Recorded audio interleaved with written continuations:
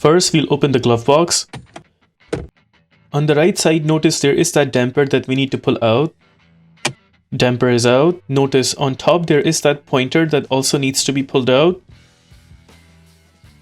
Similar pointer on the other side that also needs to be pulled out. Once both the pointers are pulled out, notice the glove box just falls apart. That is fine. We will actually get back to that at the very end. Behind the glove box, there is that location for the cabin air filter. On the right side, there is that tab right there that we have to press and then take the cover outwards.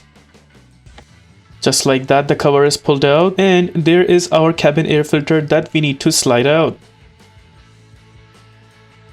There it is. That is how the cabin air filter is taken out. In my case, the filter is good, so I'll be installing it back. But in your case, if you have a new filter and you want to install it back, just make sure the bottom side with plastic lines stay at the bottom. Also, from the front, notice there is that arrow sign pointing towards upwards. We will need to keep that up sign at the front. Now we will go ahead and punch this filter back. We'll slide in the filter back, making sure that up sign stays at the front. Also make sure it's slided all the way till the very end. Once the filter is completely in, then we will go ahead and punch in that cover. This plastic cover also has that up sign at the front. Make sure it stays right where it is. And there are two tabs on the left side of the cover. We need to make sure to slide in those two tabs in that corner right there. Once those two tabs are completely in from the left side, only then we will go ahead and close this plastic cover like a door until we hear a clicking sound.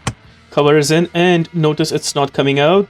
Now we will go ahead and put the glove box back. Notice at the bottom of the glove box there are some tabs, and these tabs are actually supposed to go into these two positions right there.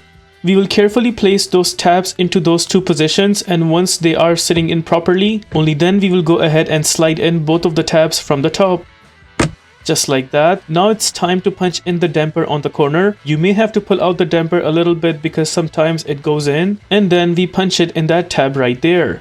With the damper in place, now we are good to close the glove box. And with that, we are done with the replacement of cabin air filter. If this video helps you in any way, please consider liking this video and subscribing to our channel.